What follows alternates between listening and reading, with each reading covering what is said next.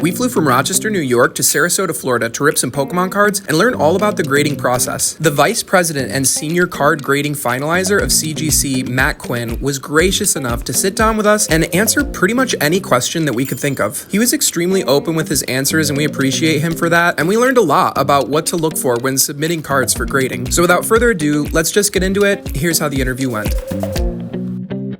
Yeah, so defects obviously in grading is the biggest part of grading in a whole. So you have defects, what we like to call manufacturing defects, and also handling defects. So manufacturing defects would obviously be from the factory, things like centering, things like corner nicks, different things like print lines will all show up as manufacturing defects. And with defects, we try to take those a little bit more lightly with the manufacturing defects than we would be handling defects.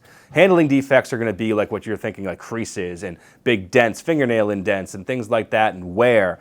So we're going to hit those a little bit harder for grade when it comes to that. And obviously different sets have different tendencies. So when you have, a set that was cut on what's called a high die cut, so basically what's happening is they're cutting them out like potato chips out of a big sheet.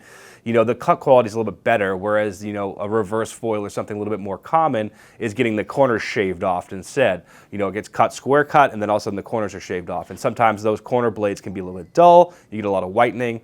So, that's one thing that we look for to be a little bit easier in certain situations where corner, whitening is really prevalent for, certain cards that have factory damage. So we just try to take into account how cards are produced. We've actually gone and toured facilities where they produce these cards with our graders to make sure that they know exactly what goes into making a Pokemon card.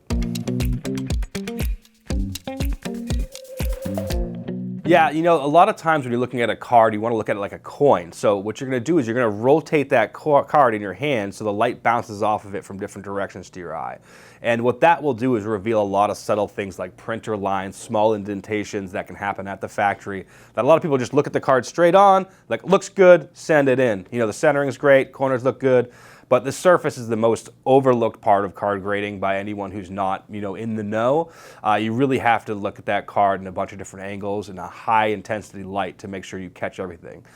These cards are made with a wear coat, which can get disturbed quite easily. The cards are meant to be slammed on a table and played, but that wear coat will take scratches and things like that, obviously. When it goes through the wear coat all the way down into the ink layer, that's when you have a problem. So if you have a holographic card that has that shiny, surface in the hollow area, sometimes a damage can go down to that layer and then you'll see it very clearly. But sometimes if you're not in the right angle, you won't pick it up. And that'll very much affect the grade.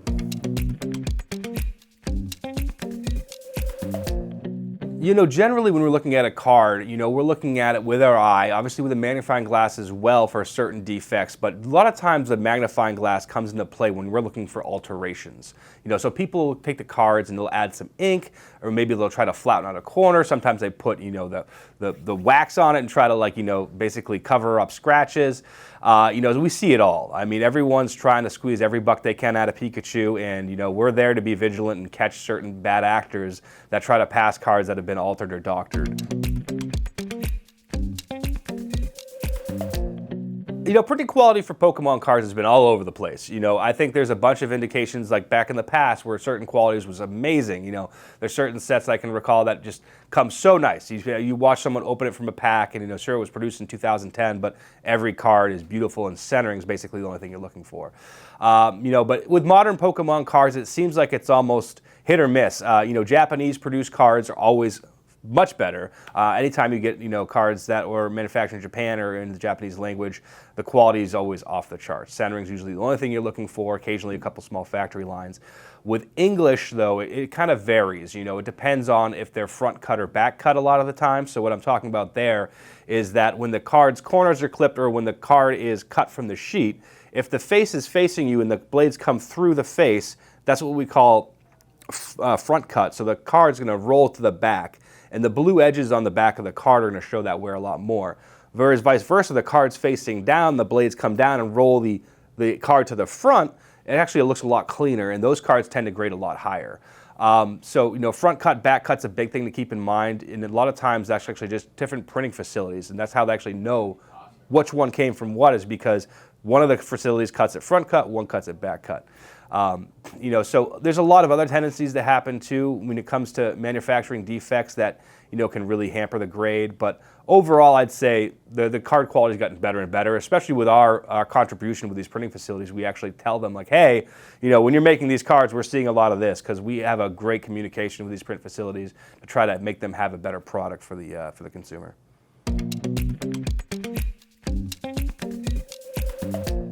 So when it comes to the printing facilities, especially the big ones, Millennium Print Group's a big one that we actually work with closely.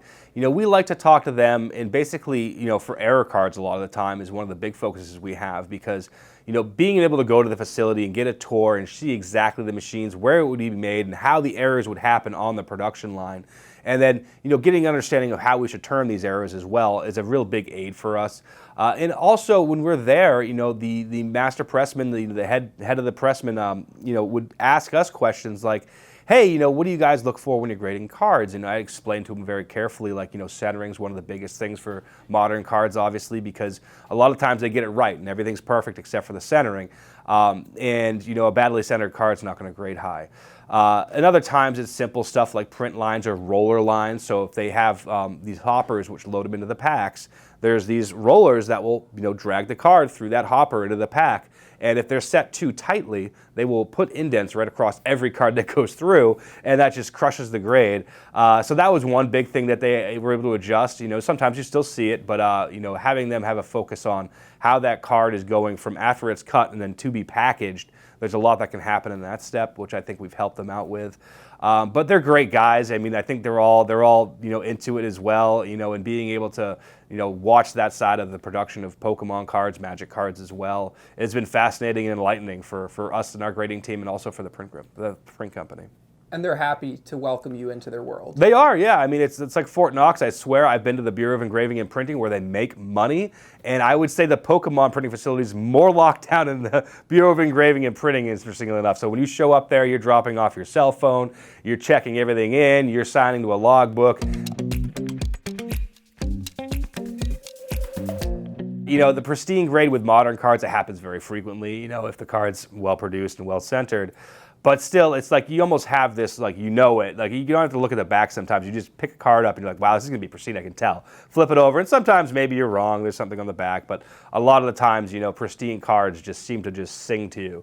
And it's nice because, seeing that card in a pristine label, it's just such a beautiful holder and label. And I think it just adds that extra element over like a traditional gem Mint 10, which is a gem card's great. But, with modern collecting, you need to have that separation of value where you have the pristine grade, which is still attainable. It's not quite as hard to find as our competitor's black label, but you can make a modern set of pristines, which is fun. Whereas like a Gem Mint 10 set, it's like, you can just might as well put them in a binder. I mean, they're brand new cards. Most of them are going to be Gem Mint anyways. But the pristine offers that extra level for modern collecting.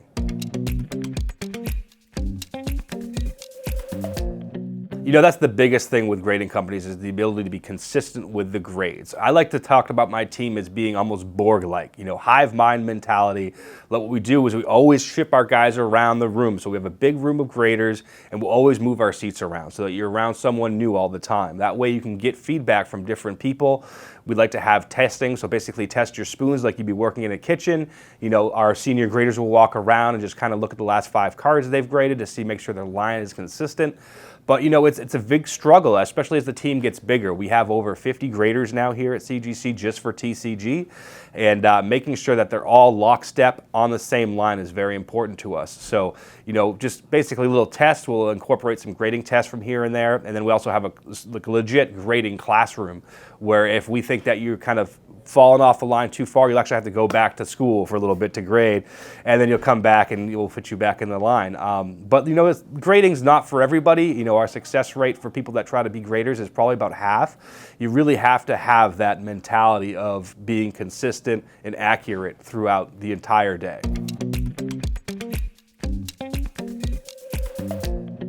So when I look at CGC, I've been here since the beginning. I helped found it, and I look at our team. I would put my team of graders, verifiers, receivers, encapsulation department, everybody here up against anybody in the business, and we would win 7 times a week and twice on Sundays. I mean, our guys are the most passion-driven people I've ever met. They all have their niches of what their specialties are. So we have people that are obsessed with Yu-Gi-Oh, Dragon Ball, One Piece, all the above. So it's just fascinating to see how much talent that we have that can really just pick out an obscure card out of a pile. Like, I know exactly what that is. And that's where I pride ourselves, I think, is just the amount of knowledge we have with TCGs in particular. And I think that's what separates us. And obviously, I think our holders are the best in the business, and the Pristine label looks amazing. But it's a hobby that's still it's in infancy. And as far as I'm concerned, there's so much room to grow. No one in this business has really hit their prime income years yet. Everyone's young and excited about it, so I think there's a long way to go for this hobby. So our employees can have employee submissions. Obviously, it goes through. No one knows what they are, but they cannot be graded, obviously, by themselves. So there's a special aisle for employee submissions to go through. We want our employees to be able to collect cards. They love their cards, too.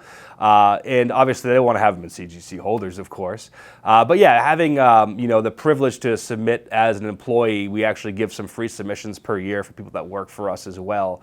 So, to bolster their collections, because these people love this stuff. You can't deny them collecting something that they love. We love this stuff. I mean, we're into this stuff, thick and thin. This is what we think about every day, even when we're not working. We're thinking about this stuff, we're going through our own collections, trying to figure out what we have missing.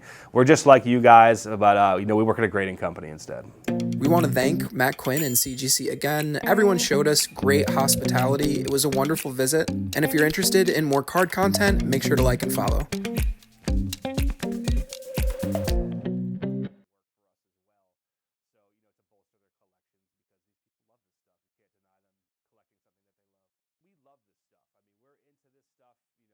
Thick and thin. This is what we think about every day, even when we're not working. We're thinking about this